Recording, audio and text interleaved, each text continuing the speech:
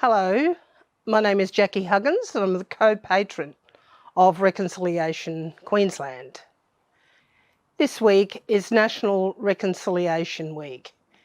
It's also the 20th anniversary of the bridge walks over Sydney Harbour Bridge and other parts of Australia. Those bridge walks were the largest gatherings and marches in Australia. So that speaks volumes for the support that non-Indigenous people gave to us on that very cold day in May as we walked across the Sydney Harbour Bridge. The theme for this week is In This Together. And we are very much in this together still, some 20 years later.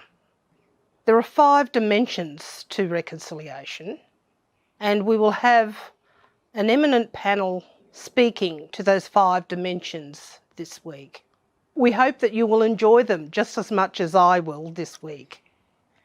I'd like to now introduce Morris Serico, who will do the official acknowledgement to country.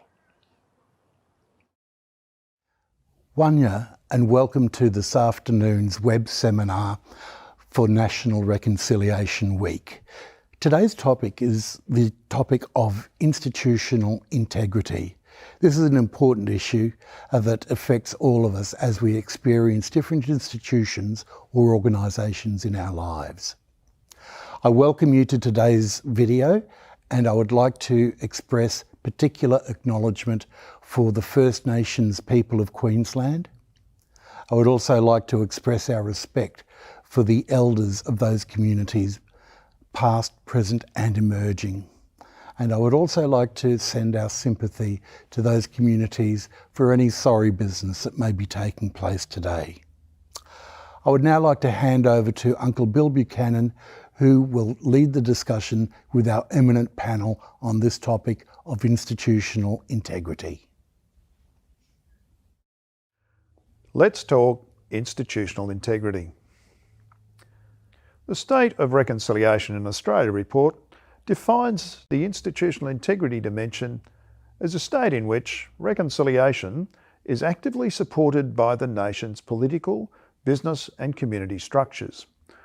Formal political support for reconciliation by the Australian Federal Government only began in 1991, when the Council for Aboriginal Reconciliation, known as the CARB, was established to respond to the report of the Royal Commission into Aboriginal Deaths in Custody.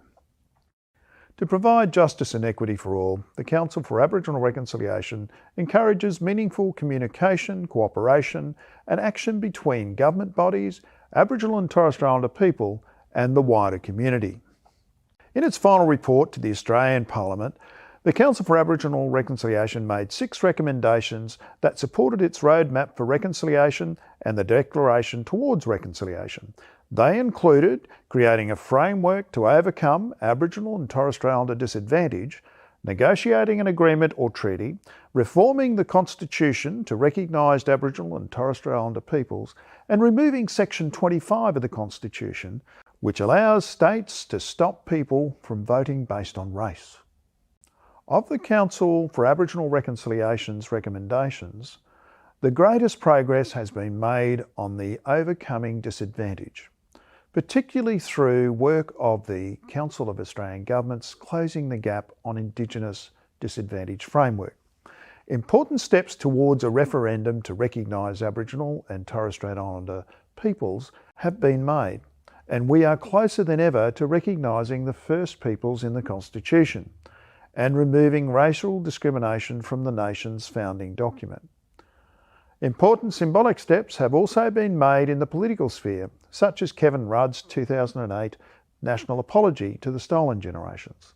Nevertheless, while reconciliation has broad multi-partisan support on the national political scale, the support by successive governments for the Council for Aboriginal Reconciliation's broader recommendations is mixed. To continue the work of the Council, Reconciliation Australia was established in late 2000 and has been funded ever since. At the same time, funding for state and territory reconciliation councils has fallen far short of what was envisaged. Indigenous expenditure reports suggest that while all Australian governments have increased their total Indigenous spending in real terms each year since 2008 and 2009, the latest report shows spending on Indigenous specific services has fallen. Many recent reviews suggest that unsatisfactory progress on the closing the gap and advancing reconciliation more broadly is not due to the quantity of expenditure, but rather on the quality of its allocation and delivery. This criticism was the catalyst for reforms under the 2014 Indigenous Advancement Strategy. But early indications are that these reforms were too much too soon. Rather than resolving many of the issues they sought to address, they have instead left a trail of anxiety and uncertainty for many service providers. While various government policies have demonstrated mixed levels of institutional integrity and progress towards reconciliation, broader support for reconciliation in the business and the community sectors has increased significantly over the past 10 years. Such growth is highlighted by the Reconciliation Action Plan program, which provides a framework for organisations to implement practical reconciliation actions. The RAP program started out with 8 trailblazers in 2006, and today more than 1,000 organisations have developed their RAP. Some federal, state and local government institutions have actively engaged in the RAP program as well, and the business sector has been in particular strong supporters of this program, with many corporate heavyweights additionally participating in the Business Council of Australia's Indigenous network. More than 200 institutions from the not-for-profit sector and the community sectors have a RAP, and national sporting bodies and clubs also have strong and active support for reconciliation. Building on the momentum of the Workplace RAP program, schools have now become a focus for promoting reconciliation. Reconciliation Australia's Narragansett program, which basically means reconciliation in schools and early childhood programs, was established to actively involve early learning, primary and secondary school institutions in the reconciliation process. Despite progress in institutional integrity driven by the RAP program, the Australian Reconciliation Barometer results reveal that all sectors should still do more to improve education, employment and health outcomes for Aboriginal and Torres Strait Islander peoples. Enhancing the governance of government through active consultation with Aboriginal and Torres Strait Islander representatives, and focusing on local and holistic approaches that are founded on evidence-based policies and sustained, adequate and appropriately allocated funding will be key. The positive social change generated through the RAP program is driving collective institutional force in Australia's reconciliation movement. Well, good afternoon and welcome to the third in our webinar series of looking at the 5 dimensions here in Queensland of reconciliation. My name is Uncle Bill Buchanan, and I'll be facilitating the conversations today. And importantly, we will actually look at exploring this dimension a bit further with some of our eminent panellists today. And I'd like to introduce them to you. First of all, we might start with Dr. Heron Loban. And Heron, I know you're at Griffith University, but tell us a bit about yourself and importantly, I suppose, something about yourself in terms of reconciliation and how you've been involved in RAPs and so forth. Yeah, absolutely. So my name is Dr. Heron Loban. I'm a senior lecturer at Griffith University here at the Brisbane campus. I'm a Torres Strait Islander woman. My family's from Mubiag and Boigu Island, both the western islands of the Torres Strait. I was born on Thursday Island, grew up in Cairns and then later on Brisbane, and worked as a lawyer for a little while in native title and legal services and a whole sort of range of different jobs.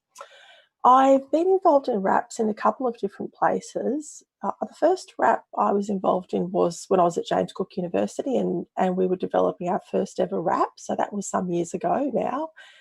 But that was a really interesting experience, having Aboriginal and Torres Strait Islander staff, students working with senior management, working with community. And then more recently, I've been working with an Indigenous not-for-profit that I sit on the board as a director of. And we've had a reconciliation action plan as well, and we're working on our second one. So that's a very different experience. They're based in Sydney, nothing to do with Indigenous people or services. And so a bit of a diversity of experience there with the RAP and reconciliation process. Oh, thanks, Helen. I look forward to hearing a little bit more about that a little later in the conversation. For those of you who have joined us and you're not familiar with the term RAP, it means Reconciliation Action Plan. And the RAP program, or as we call it, the RAP program, has been around since 2006. And in 2013, it actually had a bit of a revamp. And today, many people who are familiar with the Reconciliation Action Plans know there are 4 types of Reconciliation Action Plan. There is a Reflect, there is an Innovate RAP, a Reflect RAP, a Stretch RAP, and an Elevate RAP. And we'll talk a little bit about this later on. But someone who's very familiar with RAPs is with us today on the panel, and that's Ms. Linda Harnett. And Linda works with Reconciliation Queensland and is the Narragansett Engagement Officer for Queensland as well. And I might just ask Linda just to explain a little bit about that. But Linda, you've also had an illustrious career in the education sector and have had a bit of experience with RAPs as well. Yeah, so I first became engaged with Reconciliation Queensland back in 2010-11 when we were developing the first Reconciliation Action Plan of an early childhood services in Australia. There's certainly been a lot of progress since then. And it came about from looking at the new curriculum document that we had then that talked about cultural competence, which started me thinking about why we celebrated every other culture in the early childhood sector from right across the globe, but we didn't celebrate Aboriginal and Torres Strait Islander cultures. And so that's changed a lot over the years.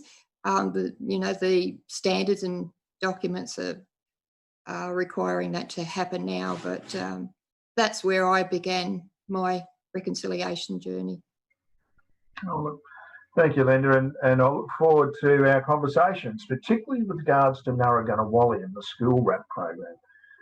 Another person who's joining us today is Mr. Clint Grossman. Clint is looks after managers nationally for Chubb Australia, and essentially Clint also has a host of experience in his working life.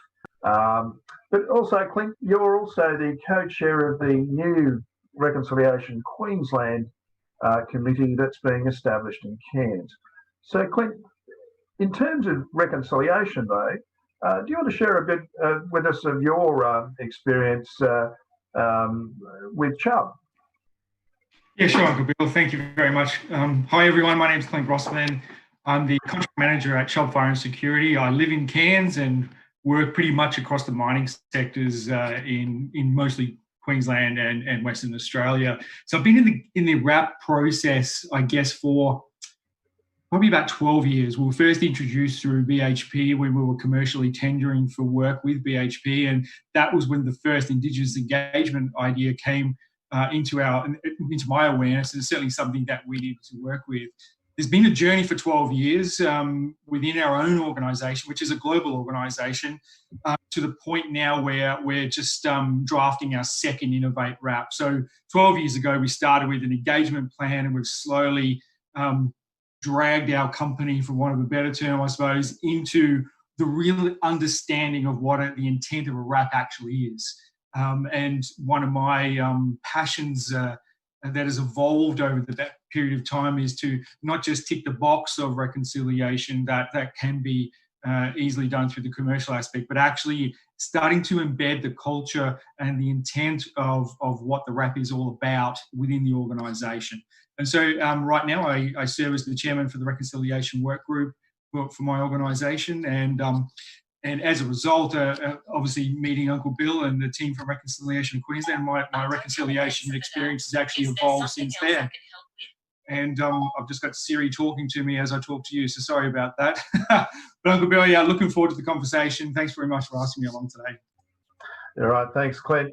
Well, ladies and gentlemen, we might just sort of take a moment to really, I suppose, think about reconciliation and the 5 dimensions of reconciliation. Auntie Jackie Huggins did mention those as race relations, equality and equity, institutional integrity, historical acceptance and unity.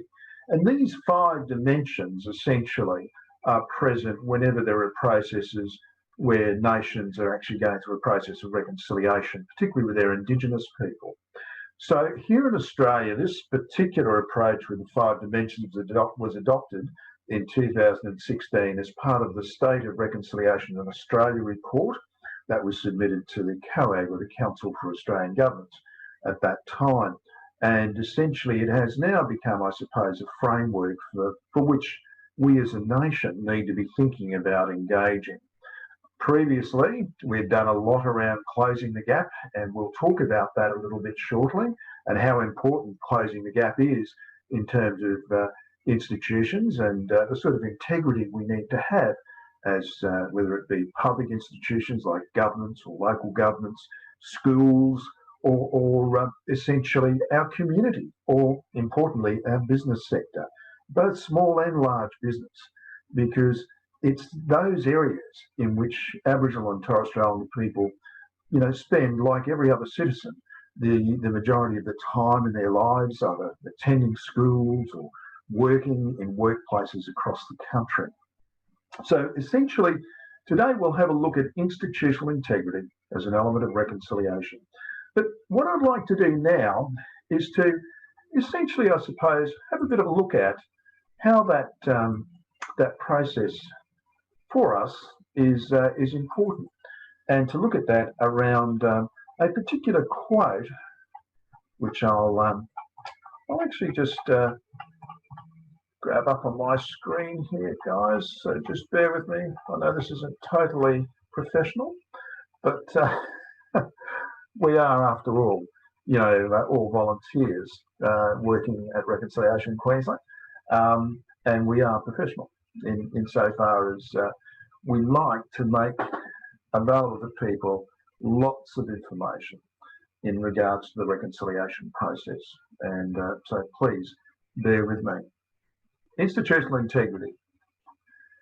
Determination and effort at all levels of government and in all sections of the community will be essential to make reconciliation a reality. Now, this was actually in the final report of the Council of Aboriginal Reconciliation to the Prime Minister and the Commonwealth Government back in December 2000.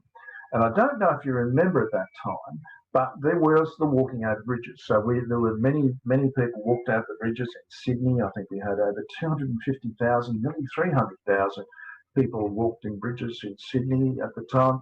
Here in Queensland, in Brisbane alone, over 70,000 people amassed a couple of days later and walked over the Grey Street Bridge in support of reconciliation. And this was the culmination, I suppose, of this report, the final report of the Council for Aboriginal Reconciliation. So I'll just, for us today and for our panellists, we'll come back and actually revisit what the report said there. And essentially, I'll just repeat it just so as we're clear on it. Determination and effort at all levels of government and in all sections of the community will be essential to make reconciliation a reality. So we'll think about that a little later in our session.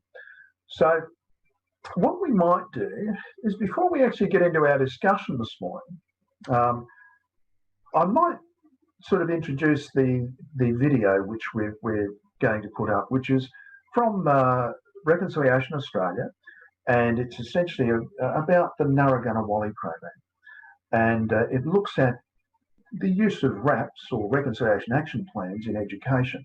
And for those of you who are joining us today, you may find this interesting because there are many elements that go into making a RAP happen. And so let's have a look at this video now.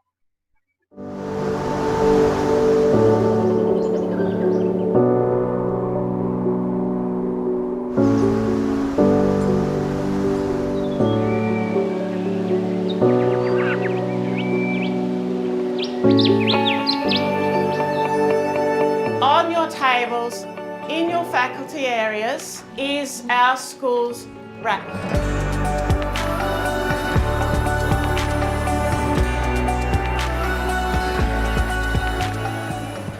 The benefits of a school starting a reconciliation action plan and that RAP process is essentially that it's a guide and it helps them on that journey. A lot of educators don't know where to start or even how to start, and they've got a fear of getting it wrong. So that RAP process, I think it gives them the confidence and the guidance that they need to really just start.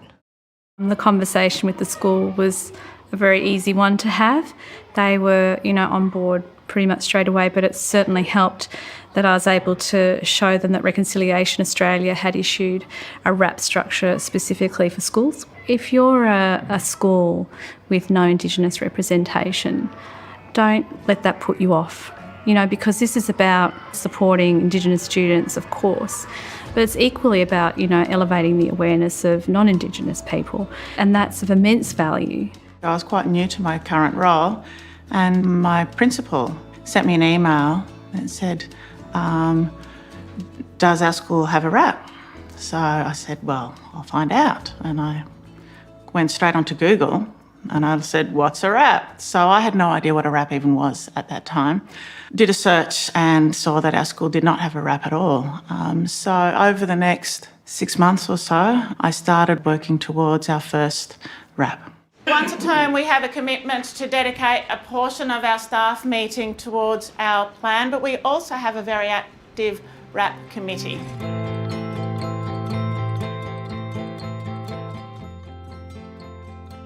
I'm finding that there are a lot of people in the school who are interested and who really want to either be an active participant, as in leading some RAP actions, or who are happy to be a part of it because they see the value in it. Please don't hesitate to talk to us about our RAP and reconciliation in the school. We encourage you to get involved and we welcome your ideas. Thank you for your time. Well, I was very honoured to be a part of it, and I think it was just something that I thought was really important to learn about, also because I wasn't really involved in these sort of things before. So when it came up, I just thought, this is a really important thing to be a part of. So it was basically a call out to parents and also to teachers about who was interested in being part of the group. The working group is essentially the epicentre of the whole program. And another crucial part of the working group is to have Indigenous representation. So we were very lucky that we reached out to our local council, and the Indigenous Relations Manager there was very happy and excited to be on our RAP team. So once we got the group together of everyone who was invested and interested, and we had the Indigenous representation, we just moved from there. And going through all the areas of the RAP, we started to complete the plan and also identify what we could do within our community and also within the school as well.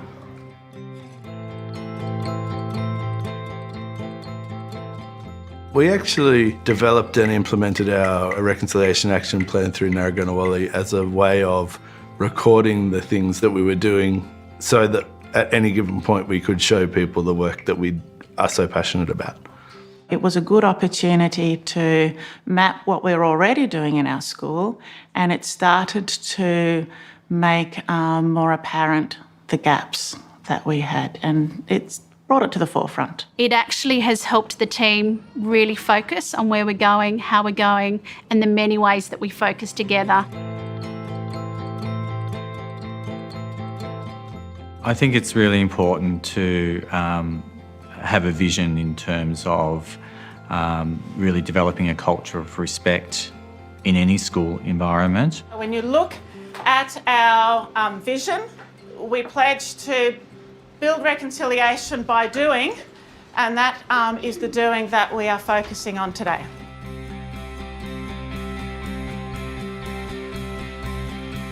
So by providing a plan with some tangible actions and strategies that they can use, I think it gives all teachers in the school the confidence and the tools to be able to do something, to take action.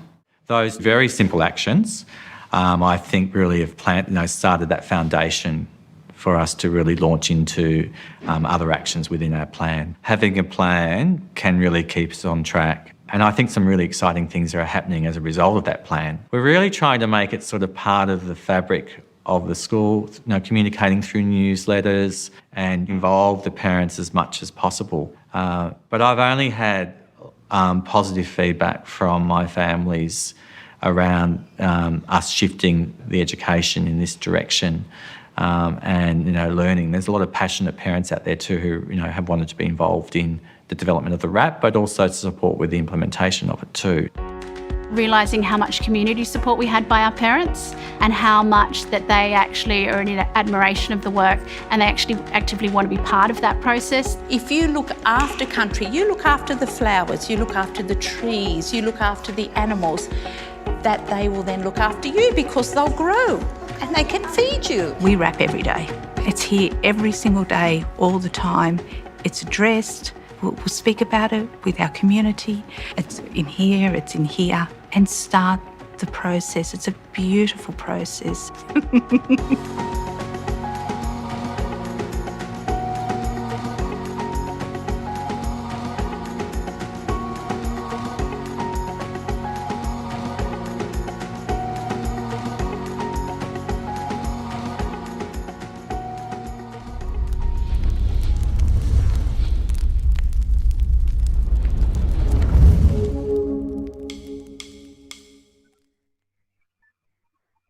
Well, that's certainly that video really expresses for us the importance of RAPs in our school communities.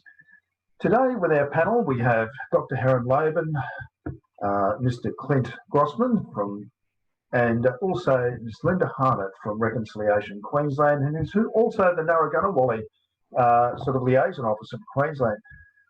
I suppose, Linda, you'd be a good person to ask in relation to that video, just how important are RAPs in our schools here in Queensland, and maybe to give us a bit of a background on how many of our schools currently may have RAPs, and importantly, what are the objectives for the whole sector in terms of RAPs over the next 4 or 5 years? Well, we're working with schools and early childhood services to engage with the reconciliation with the Narragansett RAPs, which really do bring a focus to the actions that many of the services are already engaging in. There are standards, national standards and curriculum documents that require schools and early childhood services to focus on celebrating Aboriginal and Torres Strait Islander cultures. But having a reconciliation action plan brings people together with some focus on activities that they can engage in, which makes the reconciliation visible to helps the children to engage in and families to see what's happening in those communities. Now, if you've got communities right across Queensland in the early childhood sector and schools, they're very important hubs for reconciliation to be rolled out. And if we were able to get all of them on board, then that would make a huge difference in our goals of achieving social change. Now, in Australia, we've got nearly 6,000 early childhood and school RAPs. 75% of them are with the early childhood sector, so they've really engaged with the Reconciliation Action Plan process. And here in Queensland, we've got 1,500 in total. 1,200 of those are with the early childhood sector. That is very positive. And we're certainly a good start, but we've got a long way to go, because in Queensland we have literally thousands of schools and the early childhood institutions, as well as some of the country's more eminent tertiary institutions as well. That's right. Well, when you consider that, I was engaged in the first Reconciliation Action Plan some 9 or 10 years ago, we have come a long way with 6,000 across Australia, and there's more people coming, more organisations coming on board every week. And I think that's a great testimony to how a sector can work together and focus on a vision for having reconciliation available and information about it available in our school system and within that industry sector has been really quite encouraging.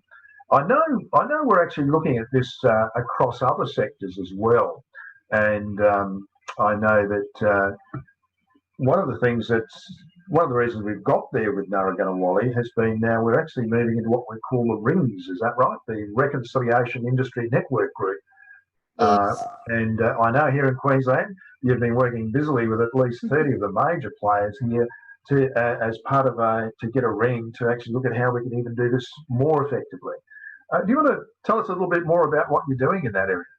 Yes, the rings have been brought together in each state across the education sector, early childhood, schools and universities, and key people in those sectors come together on a quarterly basis to see what they can do to work across the sectors, the private, public sector, and collaborate on progressing reconciliation across the state. They've been very positive, well supported.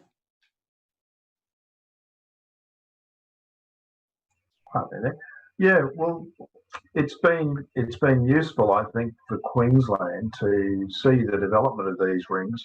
I know it's not just happening in that sector, but we are now beginning to look, I know, with Reconciliation Queensland at how we might develop these rings across other sectors as well, such as the mining industry, the small business, and we're also looking there at the community sector. There's a lot of not-for-profit organisations out there who do a lot of work with First Nations people all over the country.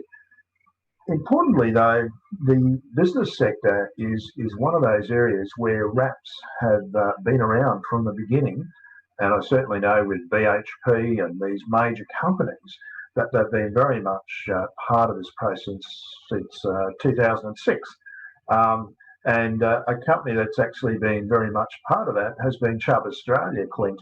And Chubb, I know, has essentially worked very closely with BHP and some of the other major RAP organisations in this country, because you actually share, I suppose, common interest on a lot of projects, being a huge national security firm. What's been the experience in that side of it? Just briefly, what sort of elements do you try and deal with in reconciliation, around employment and procurement and those things? Yeah, thanks, Uncle Bill. So the journey itself was quite isolating to start with, and I'm talking from personal experience. Our company, Fire, discovered that we didn't have a reconciliation or engagement done well.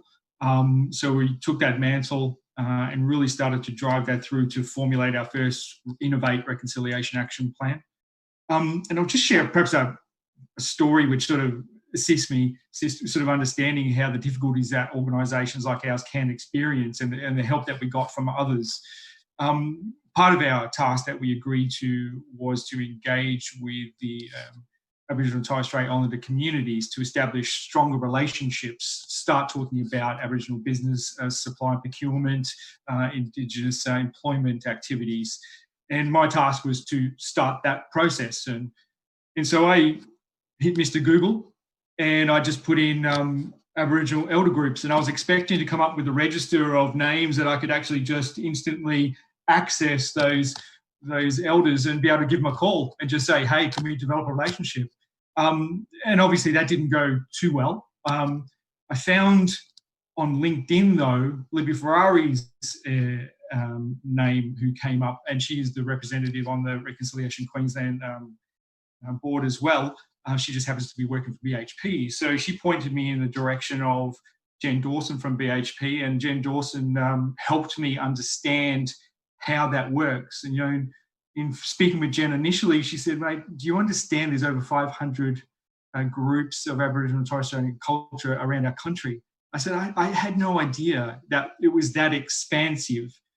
And, you know, Jen spent a couple of hours on the phone directly with me and coached me through those first elements. And to me, that was reconciliation just playing out right then and there. She then came up to Queensland, as did your Uncle Bill and Auntie Heather, and we had our first group meeting.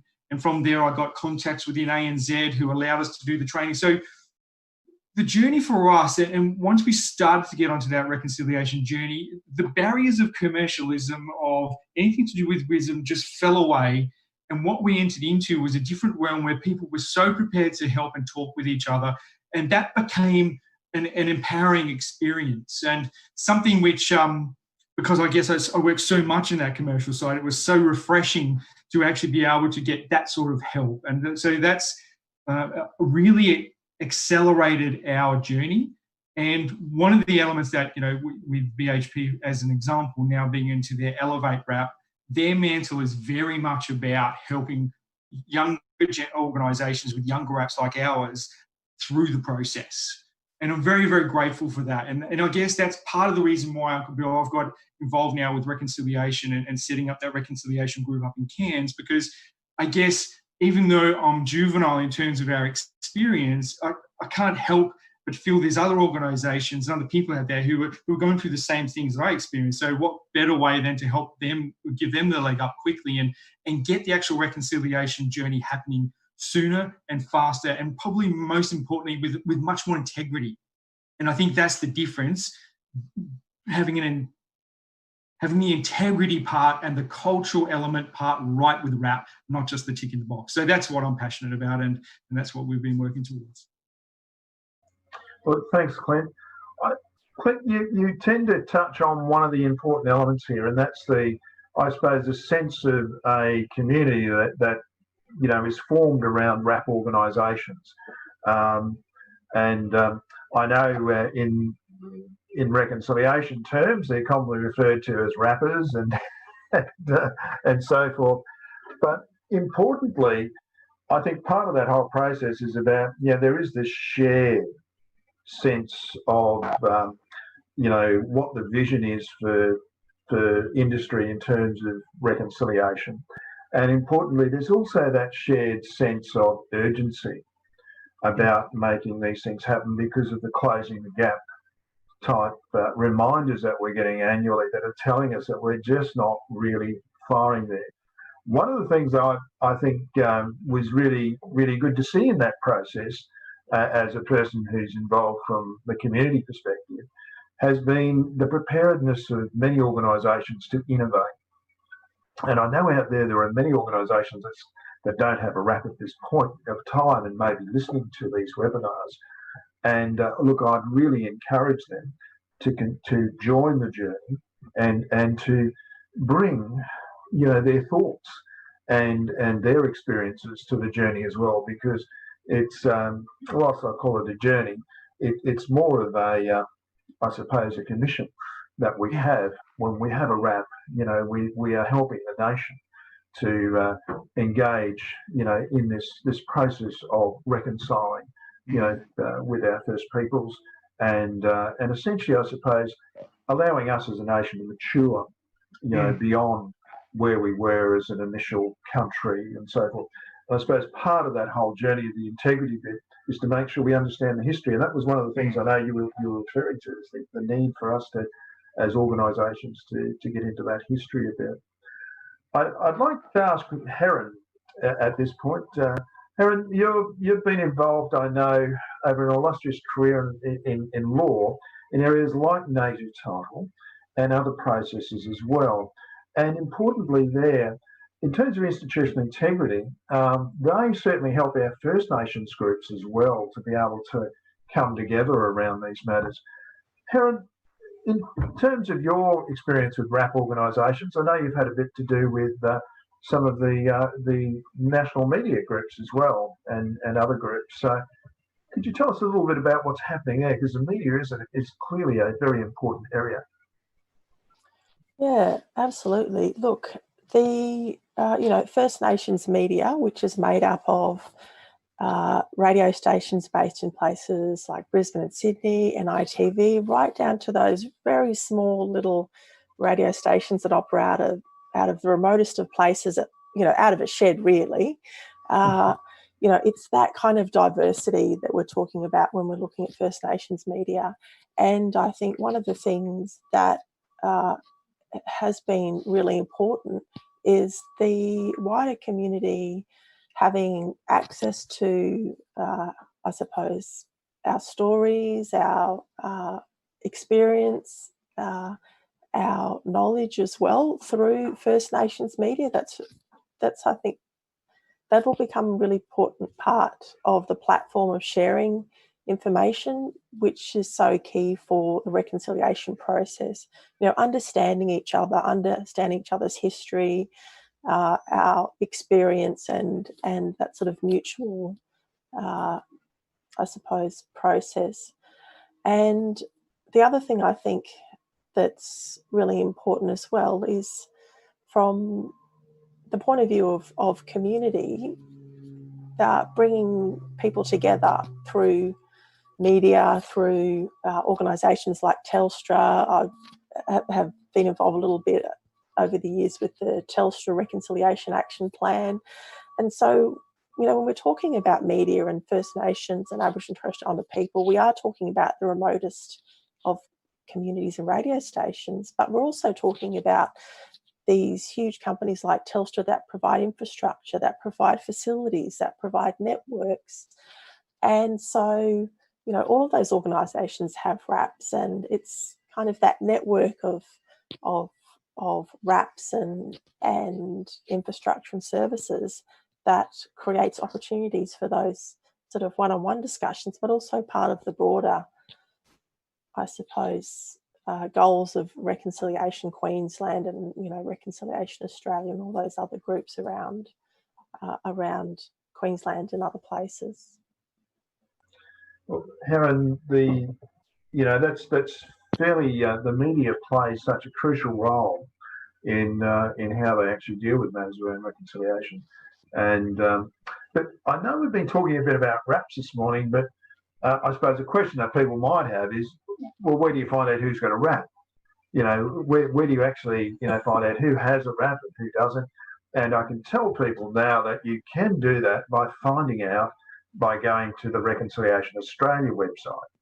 And the Reconciliation Australia actually are the ones who host and run on behalf of the nation the Reconciliation Action Plan program. And for your organisation, if you want to have a RAP, it's very simple. You simply go onto the site, you register your interest in having a RAP, and one of their RAP officers will contact you. Another way that you can actually also get in and into contact with that is to go to groups like Reconciliation Queensland, Reconciliation Western Australia, South Australia, in other states or territories. Each of us, there's a network of reconciliation groups throughout Australia, and they all basically have a common interest in helping organisations get their RAPs together.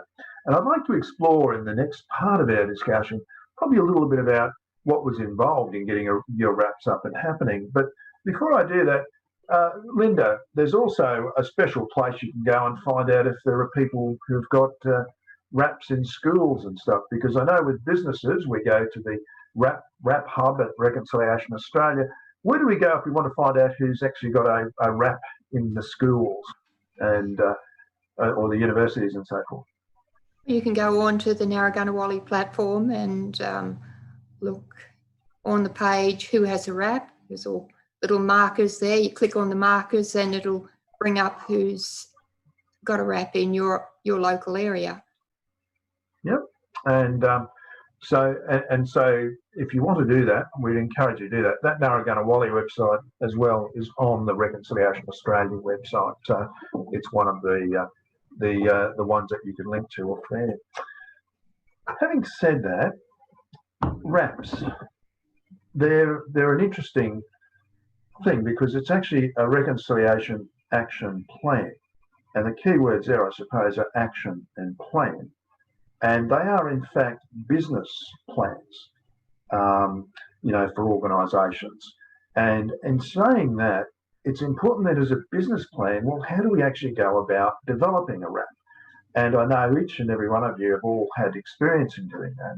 And so maybe it'd be good if we could actually maybe just step through very briefly. It takes around about 3 to 6 months to get a RAP up and running. And maybe what we might do is we might just go through and maybe just talk a little bit about that, because the institutional integrity element is really critical. How you actually begin your first RAP really sets, I suppose, the direction that you're going to go on in terms of your organisation's growth and understanding of how you can actually support reconciliation effectively. So just starting off from there, I know, Clint, recently you had that experience of dealing with your RAP with Chubb. What happened? You went on, you registered your RAP, and you mentioned to us that you were able to make some contacts with some of the people at BHP and so forth.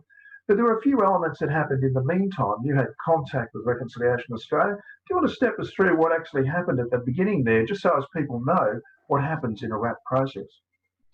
I think from experience, the most important thing, the document is one thing, and that is facilitated through Reconciliation Australia. So that element is actually reasonably easy to achieve. However, behind those actions, and generally there's about 14 separate actions that focus on awareness, focus on employment opportunities, focus on supply. It focuses on understanding what reconciliation is within our organisation. To me, that was probably the most important thing, and it started with engaging and ensuring that you've got backing from your senior leadership team. Mm-hmm. So for us, the most important thing was, and look, there was a lot of internal marketing that had to take place to win the hearts and minds of the higher echelon. And keeping in mind at that time, had an English head office. So even though we had the hearts of our senior leadership here, it took me months to actually get the approval for our English head office and trying to explain to them what reconciliation was. And for them, they kept coming back with rewrites on our draft, and they didn't understand the terminology. So, I guess that really shone a light on it for me as to how removed some people actually are from the understanding of what reconciliation is. So once we received the approval for that, then engaging with our senior leadership team and then filtering that down through the business. And from my personal experience, I would say what I needed was some help from people with the similar passion and getting them on the reconciliation work group. And once we had that, it then pushed through what needed to happen. And one of my greatest moments, I suppose, within the reconciliation work group was around training. And if I could just quickly share with this, that ANZ Bank supported us by offering to use their first online training platform for awareness. Now, for us, that was great because, the expense of trying to develop something online, and we got 1,500 people nationally, was quite a big expense and time, and everything was going to go. So ANZ Bank just supported us and said, guys, just use it, which we did. And we rolled it out through over 2 months through our toolbox meetings, right through everyone through the organisation. And it caused a lot of conversation. But probably the most important thing that we got out of it was 6 people came forward and self-identified as Aboriginal and Torres Strait Islander in our organisation who never felt safe enough to do so before. That's incredibly powerful, sort of outcome, to have from that process. It I suppose also talks to a number of things in the community. The ANZ Bank, in this case, is another RAP organisation. And I know that they're an Elevate RAP, and we've also got BHP, who's also another Elevate RAP organisation. So if you think about in the RAP community as it is, everyone who has a RAP has a different role to play. And I know a lot of our Elevate RAPers help and provide leadership and support for other organisations joining the journey and who may be able to, maybe having difficulties. So, I mean, you can access those sorts of connections through your local reconciliation state peak body like Reconciliation Queensland as well, and they can actually draw those connections for you. When you spoke there though, when you started off, there are templates for each of these RAPs, which are actually, when you register, you work out which level of RAP you want to have, and then you'll work out from that, they'll send you a template, and that template, I suppose, contains a lot of information. And was that the one you had difficulty with your head office in England, trying to get their heads around some of those template requirements that Reconciliation Australia recommend that we as Australian companies do? Yeah, that's exactly right, Uncle Bill. Just the terminology around Aboriginal and Torres Strait Islander peoples. You know, the marketing department from the UK would come back and say, we don't understand peoples, you need to cut off that S and make it, hang on a sec, we had to go back and explain to them how technology worked, you know. But I think through the process, the work group was able to identify, you know, the way that some people see it. And so this reconciliation journey we're on was something that we've now raised the awareness of our head office in England. How good is that? So through that process, we're able to, just in those conversations and discussions, the awareness is raising all the time. And I think that's the importance of this, because I'll be honest, I was an ignorant person to now, I probably am now compared to what I was 2 years ago, sorry, other way around. I'm an ignorant 2 years ago what I am now, you know, and I've only just really identified that I probably was ignorant to a lot of these aspects and still are. Now I'm working now with Margaret Ross Kelly in Cairns. She's the co-chair of the New Cairns Reconciliation Work Group, and she's an amazing, amazing person, and just working hand in hand with her and her reach within her own culture within Cairns.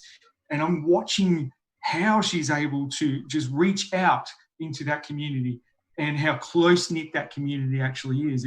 It's quite, it's awe-inspiring for me. And then, of course, then I'm able to then take that back into my organisation and help our RAP process just with being involved with Margaret and Reconciliation Queensland in Cairns. So to me, that's the element of the journey. It's beyond the tasks in the back of the RAP, which is have you done this, have you done that, and where are you at, towards whose lives have we enhanced, who are more aware. And to me, that's probably the biggest element of the RAP that I guess I didn't foresee coming until, you know, recently.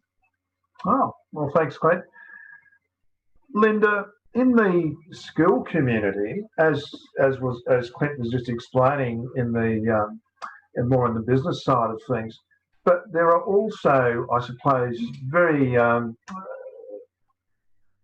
important resources that, you know, groups like Education Queensland and others are playing at their regional office level, you know, in terms of getting the message out there.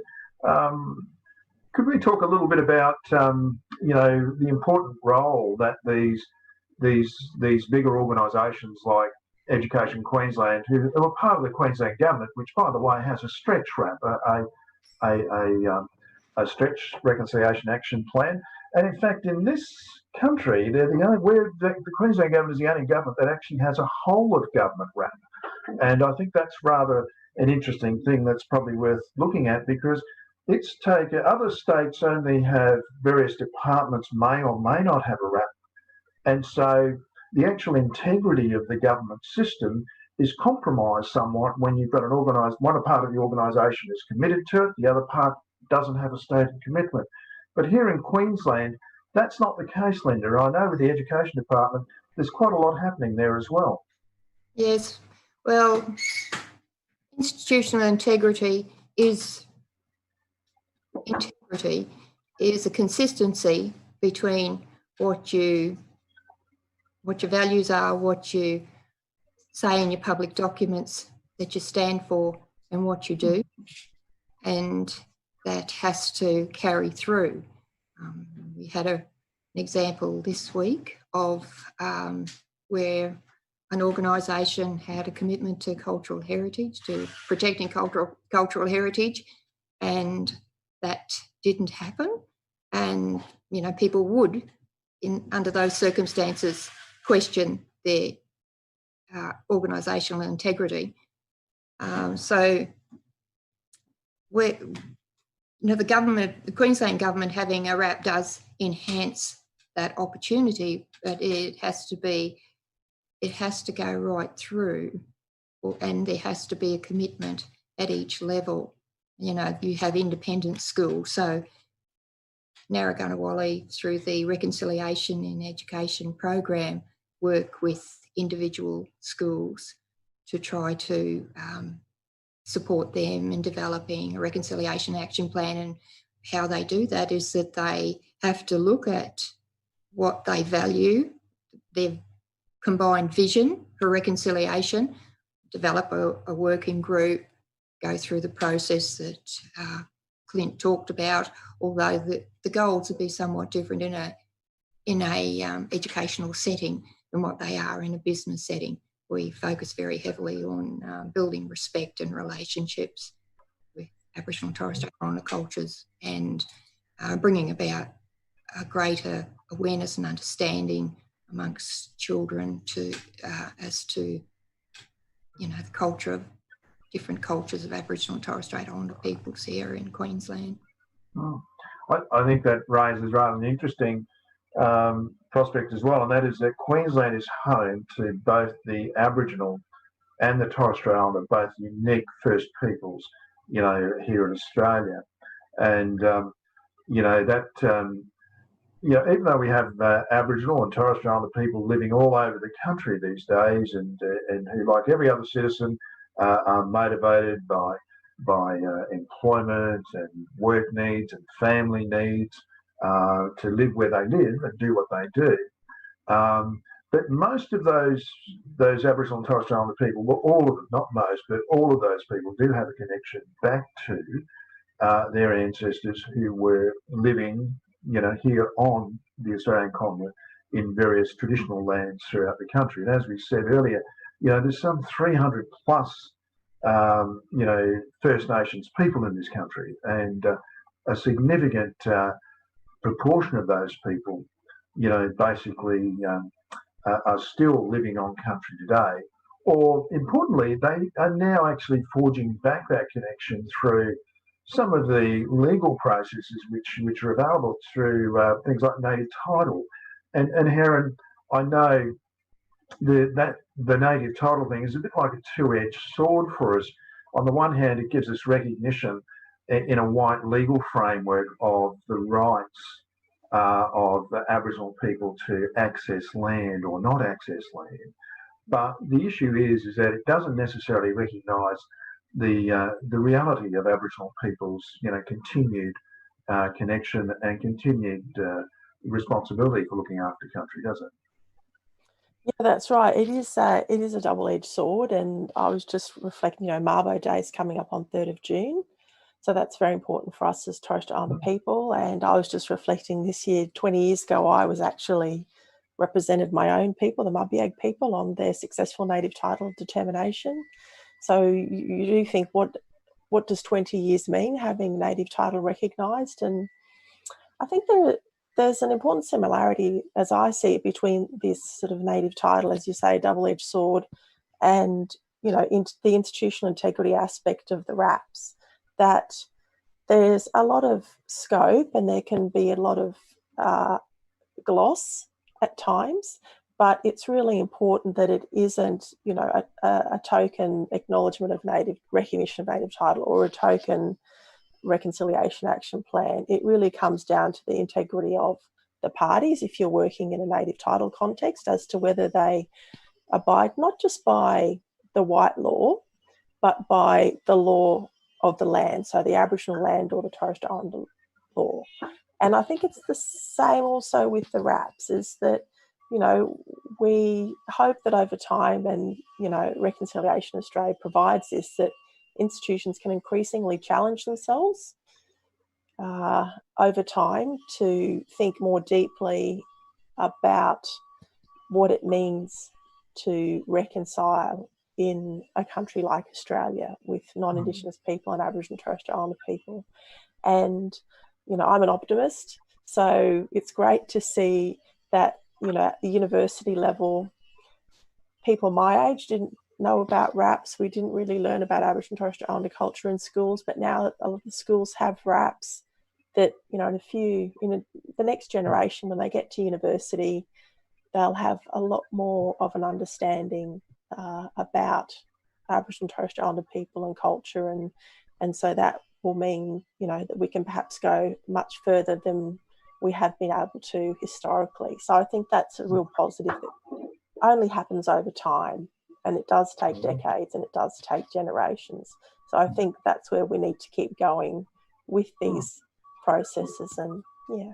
Well, that's probably a good system to wrap up on, pardon the pun, but I know we've our hour's gone very quickly, and we're sort of at that point where we need to just sort of, I suppose, bring our conversation today to a close. But just to say to everyone, look, this is the beginning. We're just beginning to unpack this dimension here in Queensland. We'll have more webinars. And I hope in future we might be able to deal with some of those issues that sit around, you know, the sort of transactions that happen in a reconciliation action plan around institutional integrity, and the need for us to treat, you know, the sort of necessity for dealing with cultural heritage matters or native title matters in our business sense. They are in fact part of our commercial transactions. Reconciliation, though, is more a corporate social responsibility, a greater corporate social responsibility, which includes that as well. So it would be good, I think, in our next webinar to begin to explore that sort of process for institutional integrity a little bit further.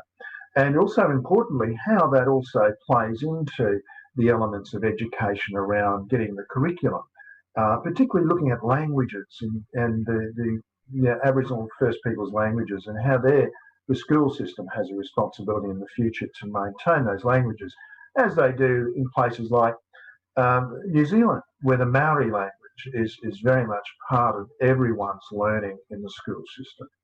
So, look, I've had with us today, and thank you to Heron, Dr. Heron Laban from Griffith University, who's joined us today, and thanks for sharing with us, and Clint Grossman from Chubb Australia, and Linda Harnett. And ladies and gentlemen, we'd like to leave you with just that thought, you know, in terms of as we move ahead. And here at Reconciliation Queensland, we have another 2 in this week, Reconciliation Week 2020. We have another 2 webinars to come. Tomorrow we'll be looking at historical acceptance and the importance of truth-telling in the reconciliation process. And that really, I think, is a very, you know, for Aboriginal and Torres Strait Islander people and for non-Indigenous Australians, is a very important thing, because there are many truths, yet we must have a process for dealing with that. And so that's one of the interesting things. And joining us in that particular process will be a very eminent panel of Indigenous and non-Indigenous Australians. The other one which sort of, I think from a reconciliation point of view, really anchors all of these 5 dimensions is the Unity webinar. And we're going to have that on Mabo Day. And very fitting. And essentially that particular webinar, though, particularly looking forward to having Thomas Mayer, one of your countrymen from the Torres Straits, who's been championing the Uluru Statement and has been engaging in that at a national level, and the need for a voice of Aboriginal people as we move forward. And just unpacking and beginning to explain, you know, how we need to have a unified approach to reconciliation. But ladies and gentlemen, thank you very much. And to our panelists, thank you. And I look forward to talking with you again in our next in the series of institutional integrity webinars. Thank you. Thank you very much for listening today. I hope you've enjoyed the topic, and thank you for your support. And hopefully you would have learnt many things out of this, many lessons to take home, to work within your families, your communities, your businesses, your organisations. It's all very important that we spread the word of reconciliation. So until next time, be safe on our journey together in reconciliation. Because as this theme for this week implies, we are in fact in this together. Thank you.